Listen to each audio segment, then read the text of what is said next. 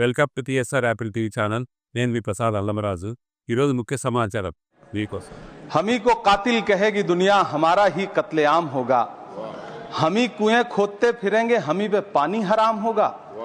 सभापति महोदय, सन 1947 में दिल्ली की जामा मस्जिद की तारीखी सीढ़ियों पर खड़े होकर के भारत रत्न मौलाना अबुल कलाम आजाद साहब ने कहा था कि मुसलमानों कहां जा रहे हो, यह है तुम्हारा मुल्क, यहां तुम्हारे आबाओ अजदाद की कब्रें हैं. उस वक्त मौलाना आजाद की ये सदाएं सुन करके लोगों ने अपने सरों की गठरियां उतार करके रख दी थी.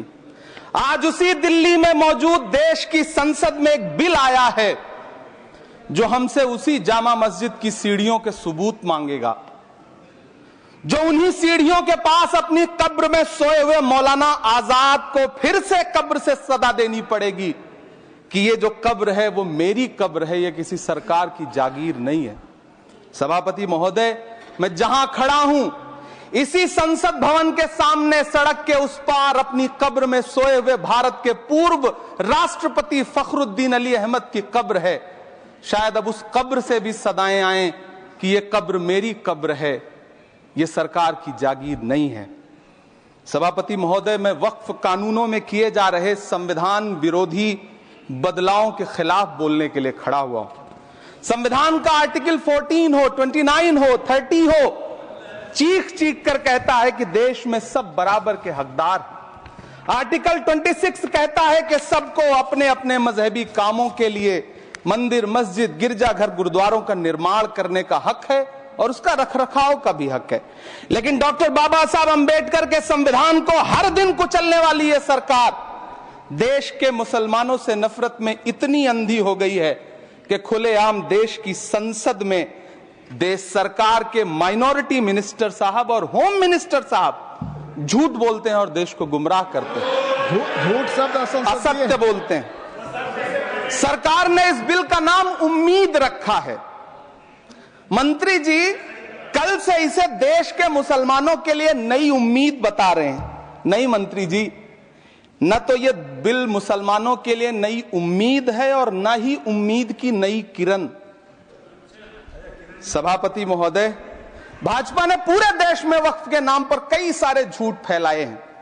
आइए आज उनकी सच्चाई पर बात करते हैं. वक्फ ट्रिब्यूनल को ऐसे बताया जाता है जैसे वक्फ ट्रिब्यूनल कोई मजहबी खाप पंचायत हो.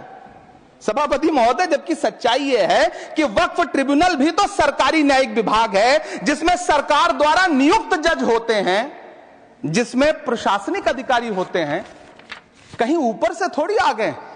सभापति महोदय, देश के गृह मंत्री जी ने इसी सदन में कहा कि वक्फ ट्रिब्यूनल के फैसले के खिलाफ कोई कोर्ट नहीं जा सकता, जबकि सच यह है कि वक्फ एक्ट 1995 की धारा 83(9) के तहत हाई कोर्ट वक्फ ट्रिब्यूनल के फैसले की न सिर्फ समीक्षा कर सकता है बल्कि उसे बदल भी सकता है. सच तो यह है कि वक्फ बोर्ड खुद अपनी जमीनों के लिए कई सारी कोर्ट में मुकदमे लड़ रहा है. सभापति महोदय, दिल्ली की जिन 123 संपत्तियों को लेकर कल माइनॉरिटी मिनिस्टर, होम मिनिस्टर साहब और अभी आदरणीय नेता सदन बात कर रहे थे, आइए उनकी सच्चाइयों पे भी बात करते हैं.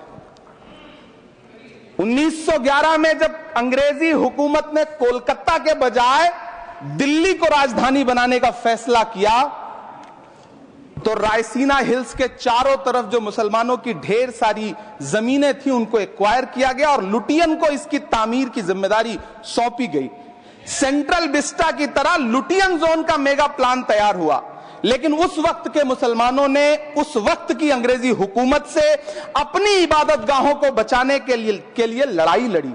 मामला ब्रिटिश गवर्नमेंट तक पहुंचा. तब यह तय हुआ कि वो जो धार्मिक स्थल हैं उन्हें जस का तस रहने दिया जाएगा. इंडिया गेट के बगल वाली मस्जिद हो, जाप्तागंज, सुनहरी बाग मस्जिद हो, पार्लियामेंट रोड वाली मस्जिद हो, ऐसी 123 संपत्तियों के मैनेजमेंट के लिए 1913 में मुसलमान वक्फ वैलिडेशन एक्ट बना और उसके बाद एक नया शहर बसाया गया जिसे लुटियंस जोन का नाम दिया गया. फिर 1943-45 के बीच एक और समझौता हुआ. आजादी से पहले उसके तहत काफी सारी वक्फ जायदादों को सुन्नी मजलिस औकाफ बनाकर उसके अंडर किया गया ताकि उसकी देखरेख की जा सके। गृह मंत्री जी 2 दिन से सदन में जो बात कह रहे हैं वो दरअसल 123 संपत्तियां उसी सुन्नी मजलिस औकाफ के तहत आती है। सभापति महोदय, आजाद भारत आजाद हुआ। आजादी के बाद भारत में 1954 में वक्फ एक्ट लागू हुआ, जिसकी धारा 9 के तहत 1964 में केंद्रीय वक्फ काउंसिल का गठन हुआ। दिल्ली की वही 123 प्रॉपर्टीज को 1970 में सर्वे गजट करके गजट नोटिफाई किया गया। इसके निपटारे के लिए पूर्व प्रधानमंत्री इंदिरा जी के द्वारा 1974 में एक बर्नी कमेटी बनाई गई। बर्नी कमेटी ने 1976 में इन 123 संपत्तियों को दिल्ली वक्फ बोर्ड की संपत्ति होने की रिपोर्ट सौंपी। उस रिपोर्ट के आधार पर 1984 में कांग्रेस सरकार ने उन 123 प्रॉपर्टीज को दिल्ली वक्फ बोर्ड को सौंपने का फैसला किया, जिसके खिलाफ विश्व हिंदू परिषद कोर्ट गई। मामला 2011 तक पेंडिंग रहा। फिर 2011 में कोर्ट ने सरकार को आदेशित किया कि इसका निपटारा करो। तब 2013 में तत्कालीन यूपीए सरकार ने दिल्ली की उन्हीं 123 जायदादों को बर्नी कमेटी की सिफारिशों के मुताबिक वक्फ बोर्ड के हवाले किया। यही वो प्रॉपर्टीज हैं जिनके नाम से गृह मंत्री जी कल से कांग्रेस को कोस रहे हैं।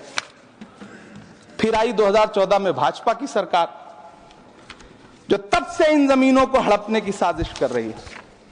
जिस बिल को मुसलमानों के हुकूक की हिफाजत करने वाला बिल बताया जा रहा है, उसी को पेश करने के लिए और उस पर बात करने के लिए लोकसभा में भाजपा सरकार के पास एक भी मुस्लिम सांसद नहीं है। जिस वक्त, मैं लोकसभा कह रहा हूं, सुना करिए, जिस वक्फ बिल को मुस्लिम महिलाओं को हक दिलाने वाला बताया जा रहा है, उसे संसद में पेश करने वाली पार्टी के पास न तो राज्यसभा में, न लोकसभा में, न देश की किसी विधानसभा में एक भी मुस्लिम महिला सदस्य नहीं।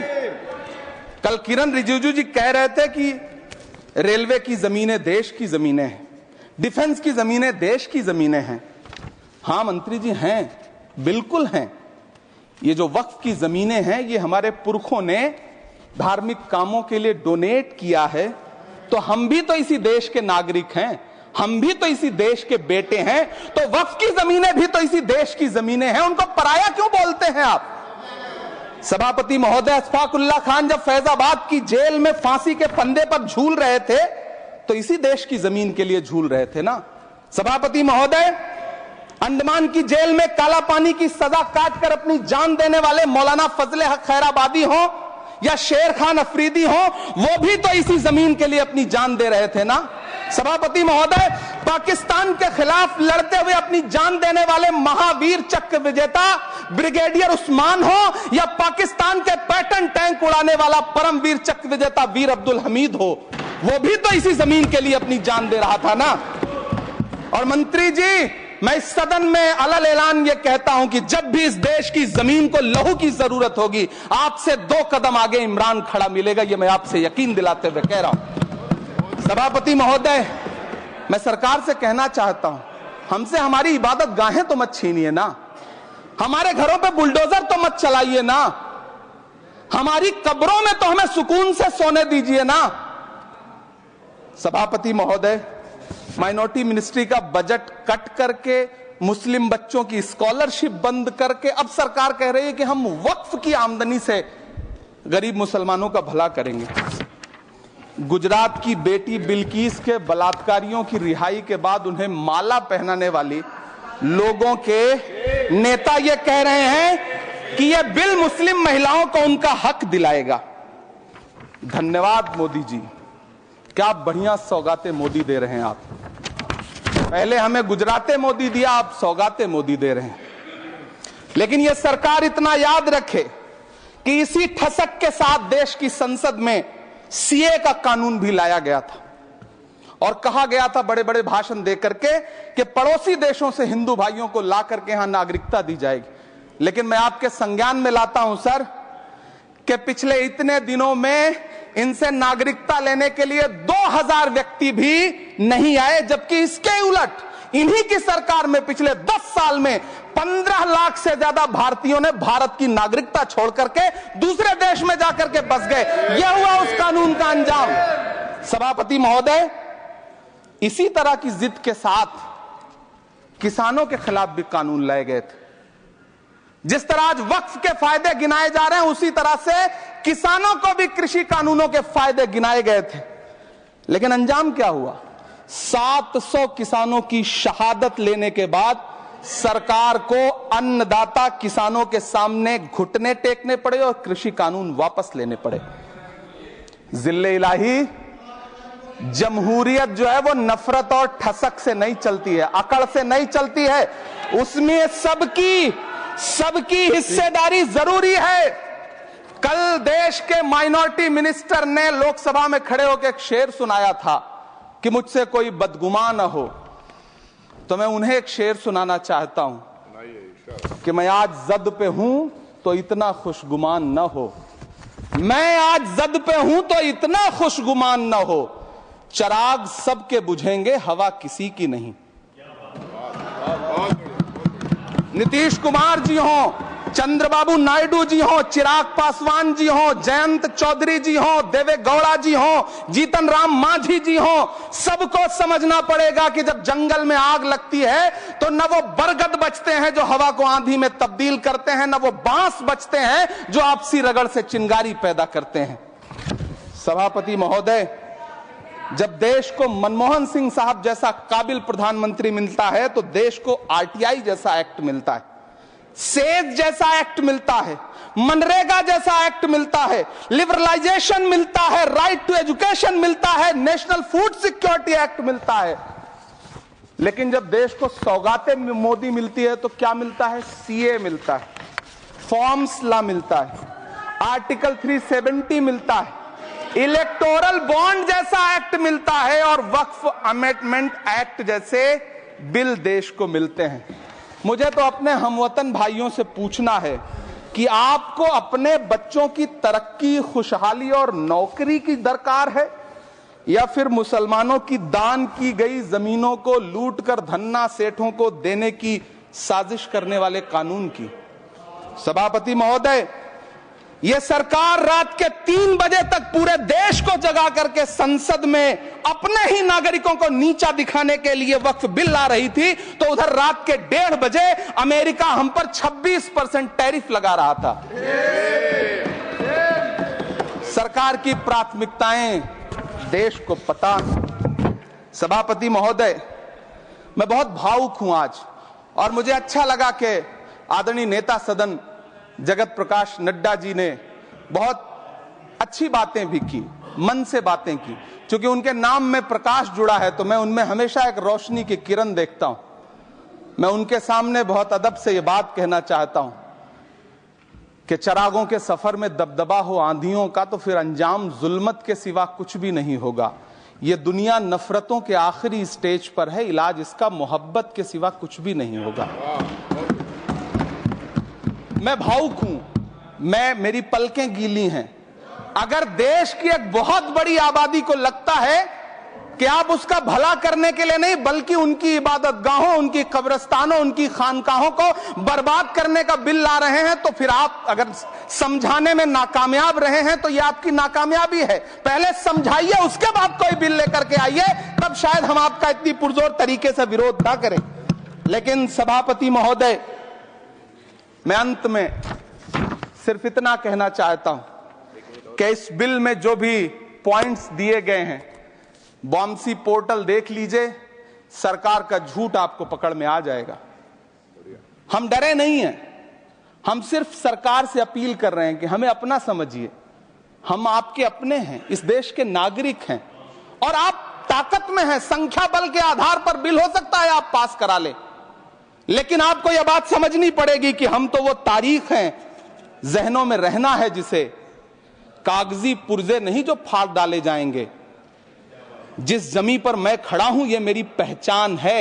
आप आंधी हैं तो क्या मुझको उड़ा ले जाएंगे? आपको यह बात समझनी पड़ेगी।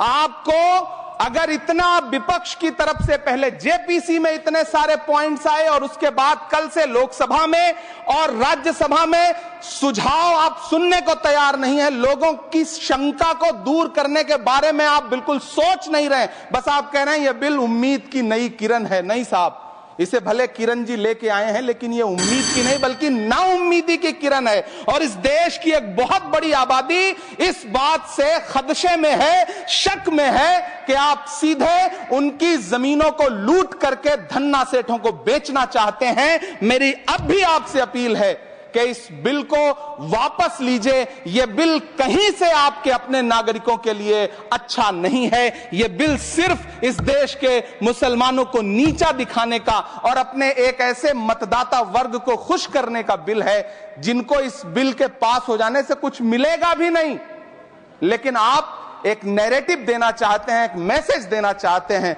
मेरी आपसे अपील है कि कृपया ये जो सबका साथ सबका विकास का नारा है, इस नारे को रत्ती भर तो चरित्रार्थ कर दीजिए। बहुत बहुत धन्यवाद।